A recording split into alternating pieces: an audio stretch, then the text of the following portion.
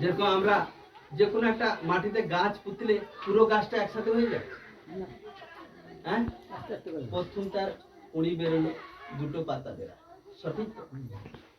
আচ্ছা, সংসার হয়তো কারো সংসারে 5 জন, কারো সংসারে 10 জন, কারো সংসারে 4 জন, একসাথে হয়ে গেছে। বাবা মা, তারপরে ধীরে ধীরে আগে বাবা কোনো পরিবারে পুরুষ থাকলো, সে অন্য পরিবারে কোনো মহিলাকে নিয়ে এলো, কি কোনো সংসার করে এলো, সেখান থেকে ধীরে ধীরে সংসার করে। অর্থাৎ এই যে সারা সংসারের যে এত বিশাল বড় সংসার, এই মনুষ্য আত্মা, এই আত্মার যে সংস্কার, যে বীজ রূপ হচ্ছে পরমপিতা পরমাত্মা।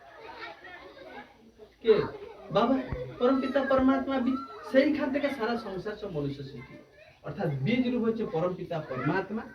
এবার এই যে কল্প বৃক্ষের যে গাছের আয়ু, এই গাছটার আয়ু হচ্ছে 5000 বছর।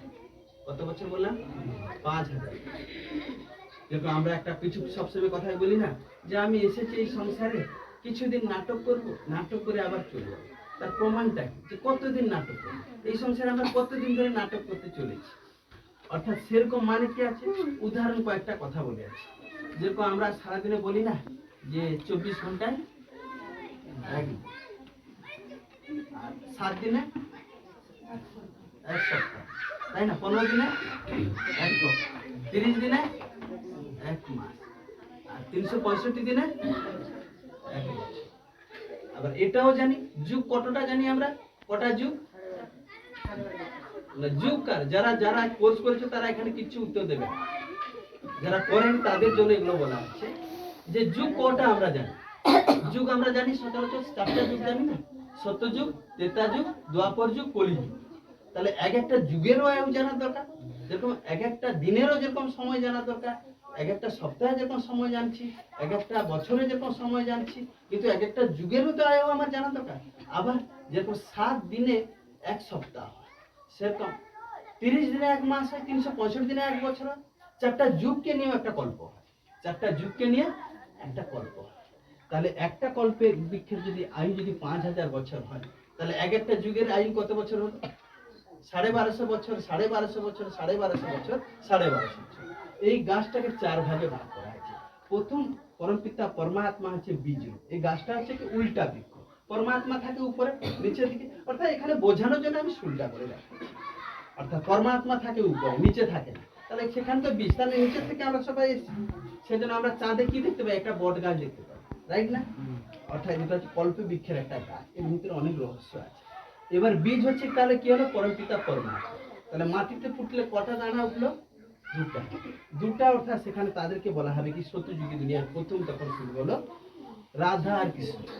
কৃষ্ণকে সারা সংসারে বড় দেবতা বলে মানে, আবার কেউ ভগবান বলে, কিন্তু সে হচ্ছে ভগবানের সন্তান। সে দেবতা, সে ভগবান নয়। সে দেবতা, ভগবান নয়। কৃষ্ণকে কেউ সত্যম শিবম কৃষ্ণম বলে না, শিবকে কিন্তু বলে সত্যম শিবম সুন্দরম, এবং শিবকে পরমাত্মা বলা, তাই না? কিন্তু তার কাছ থেকে দুটা পাতা হলো কি রাধা আর কৃষ্ণ। সেই রাধা কৃষ্ণ যখন সত্যযুগী দুনিয়া যখন 1250 বছর, যখন সেই রাধা কৃষ্ণ যখন জন্মায়, সেইখানে তারা যখন বড় হয়, সেই 1250 বছর তারা সেইখানে সেই যে আত্মারা যে নাটক করে 1250 বছর, সেইটাকে শতগুণী দুনিয়া বলা হয়। কি বলা হয়? শতগুণী দুনিয়া, অর্থাৎ স্বর্ণযুগ বলা হয়, সত্যযুগী দুনিয়াও বলা হয়। অর্থাৎ সেই দুনিয়াতে সুখ শান্তি প্রেম আনন্দময় দুনিয়া আছে, সেই দুনিয়া। অর্থাৎ সেইখানকার যে দুনিয়ার পরে 1250 বছর চলে গেল, 1250 পরের বছর পরে তাহলে একটা যুগ তখন চলে গেল। তারপরে এলো কি যে ত্রেতা যুগ। ত্রেতা যুগে সেই যে লক্ষ্মীনারায়ণ যে সে যে রাধা কৃষ্ণ যে আত্মা যে সেইখানে যে নাটক করতে করতে, তারপরে তারা সেখানে গিয়ে ত্রেতা যুগে দুনিয়ায় রাম সীতা হয়ে জন্ম। সেখানে রাম সীতা হয়ে জন্ম নেওয়ার পরে সেখানে তারা সেটাকে শতগুণী বলা হয়। এটা হচ্ছে শত প্রধান দুনিয়া, সেটা হচ্ছে শতগুণী বলা হয়। অর্থাৎ এটা হচ্ছে 16 কলা সম্পূর্ণ, সেটা হচ্ছে 2 কলা কম। রাম সীতাকে রাম সীতার ধনুক দেখানো আছে, কিন্তু লক্ষ্মীনারায়ণ কাছে কোনো অস্ত্র দেখানো আছে কি? লক্ষ্মীনারায়ণকে ধনুক দেখানো আছে, তার কাছে কোনো অস্ত্র নেই। সেখানে কিন্তু অস্ত্র দেখানো হচ্ছে রাম সীতা। কেন? সেখানে 2 কলা কমে যাচ্ছে। তখন দিনের পর দিন সংসার বাড়লে কি হয়? একটু একটু করে সেই সুখের কিছুটা অংশ কমে যায়। অর্থাৎ তাহলে 1250 বছর 1250 বছর যখন হয়ে যায় তখন 2500 বছর এই কল্প বৃক্ষের আয়ু হয়ে যায়। কত বছর? 2500 বছর। সেই 2500 বছর সারা মনুষ্য সৃষ্টি ছিল, সেটাকে দৈবী সম্প্রদায় বলা হয়। কি বলা হতো? দৈবী সম্প্রদায়। সেই দৈবী সম্প্রদায় সুখ শান্তিময় দুনিয়া ছিল।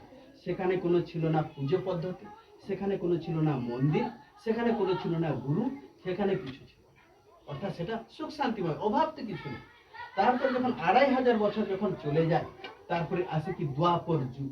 দ্বাপর যুগ মানে দুপুর বেলা, সকাল থেকে 12টা পর্যন্ত একটা সাথে একটা সময় থাকে। সারাদিন বেলাটাকেও 4 ভাগে ভাগ করা যায়। সকাল থেকে দেখবে 12টা পর্যন্ত একটা আলাদা সময়, কিন্তু আবার বেলা 12টা থেকে রাত পর্যন্ত সেটা একটা আলাদা সময়। তখন কি হলো? দ্বাপর যুগ এসে গেল।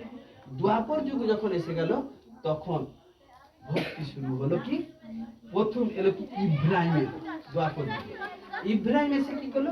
এই কল্পে বৃক্ষের গাছে ডালাটা দেখতে পাচ্ছ তো, এখানে লাইট জ্বালানো যাবে, লাইটটা ইব্রাহিম এসে কি করলো? তার ধর্ম স্থাপনা করলো, মুসলিম ধর্ম স্থাপনা করলো। এবার ইব্রাহিম আত্মা যখন উপর থেকে এলো, ইব্রাহিম আত্মা যখন উপর থেকে যখন এলো, এটা হলো ইব্রাহিম আত্মা যখন উপর থেকে এলো, তখন তার ধর্মের সব আত্মারা সব পর নামতে থাকলো, তার ডালা বৃদ্ধি করে। তখন ইব্রাহিম যখন আসার পরে, তখন 2500 বছর পরে ইব্রাহিম, তারপরে এলো কি বৌদ্ধ। বৌদ্ধ যখন আসে তখন কি আরম্ভ হলো? বৌদ্ধ এসে, বৌদ্ধ আসার পরে তার ধর্ম স্থাপনা করলো, সে তার ধর্মের সব আত্মারা তখন। তারপরে এলো কি যীশু খ্রিস্ট। যীশু খ্রিস্ট এসে তার ধর্ম স্থাপনা করলো, তার ধর্ম আত্মারা এলো। তারপরে এলো কি শঙ্করাচার্য। শঙ্করাচার্য মানে কি? যে যে ঋষিমুনি তার ধর্ম স্থাপনা করলো। এই করতে করতে এখানে ভক্তি শুরু হলো। দুঃখ তখন এসে গেল, জনসংখ্যা পরপর গাছের ডালাপালা পরপর বাড়তে বাড়তে কি হলো? জনসংখ্যাও বাড়তে হলো। তখন এখানে কি হলো? ভক্তি শুরু হয়ে গেল।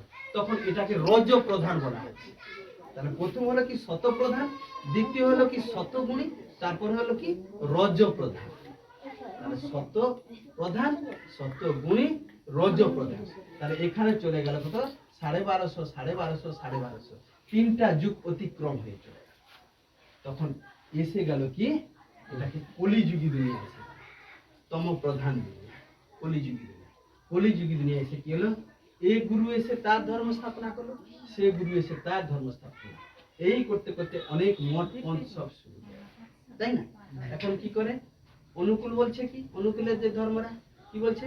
কলিযুগের শেষে অনুকূলে এসে, কথা বলে না যে ঘরে ঘরে শান্তি দিচ্ছে। তাহলে আবার এদিকে বলছে কি যে কলিযুগ এখন 40,000 বছর পড়ে আছে। তাহলে দুটো কথা কেন বলছে? এদিকে বলছে যে কলিযুগের শেষে অনুকূল এসে ঘরে ঘরে শান্তি দিচ্ছে, আবার এদিকে বলছে কলিযুগী দুনিয়া 40,000 বছর পড়ে আছে। তাহলে দুটো কথা কি এক হলো? তাহলে কলিযুগ তো এখন সারা সংসারের মানুষ কি বলছে? ঘোর কলি, সংসারের পরিস্থিতি খুব খারাপ। অর্থাৎ এই কল্প বৃক্ষের আয়ু যে গাছটা সম্পূর্ণ 5,000 বছর কত। এই যে যেই আত্মা যে এখানে যে শ্রীকৃষ্ণ এবং রাধা হয়ে জন্ম নিয়েছিল, সেই আত্মার জন্ম নিতে নিতে এখন সবার উপরে কোথায়? এবার এখানে এসে এটা কি হচ্ছে? কলিযুগের দুনিয়াটা নরক। কি বলছে এটা? সবার মুখে কি নরক। এই নরকের এখন প্রকৃতির বিপর্যয় হচ্ছে। প্রকৃতি এখন ঠিক মতো কাজ করে না, প্রকৃতি এখন বেমুখ হয়ে গেছে। বৃষ্টির সময় বৃষ্টি হচ্ছে, শীতের সময় শীত হচ্ছে, গরম সময় গরম হচ্ছে। কোন প্রকৃতিরও কোনো নিয়ম শৃঙ্খলা, ঋতু কোনো নিয়ম শৃঙ্খলা কি আছে? প্রকৃতি এখন বিপর্যয়। আন্তর্রাষ্ট্রিক যুদ্ধ, এখন যুদ্ধ আরম্ভ হয়েছে না হয়নি? আরম্ভ হয়েছে। এপাশে পরমপিতা পরমাত্মা অন্তিমে এসে কি বলছে?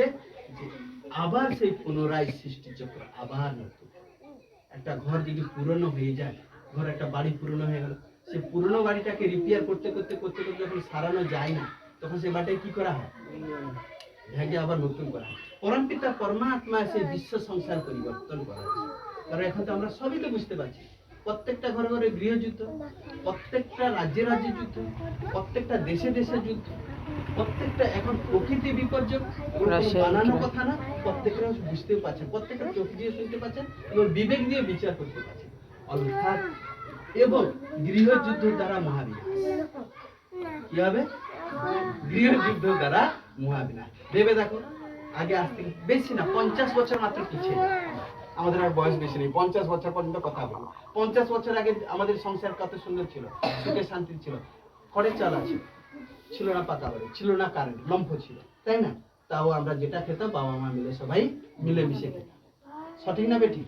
আজকে বাবা এক জায়গায় খাচ্ছে, মা এক জায়গায় খাচ্ছে, বাবার একটা রুম আলাদা, মার একটা রুম আলাদা, মার রুমে একটা টিভি, সে তার একটা আলাদা চ্যানেল দেখছে, বাবার রুমে একটা টিভি, সে আলাদা দেখছে, বৌমা ছাদে আছে, তার একটা আলাদা চ্যানেল, বা ছেলের একটা আলাদা চ্যানেল, তাই না? সঠিক না বেঠিক?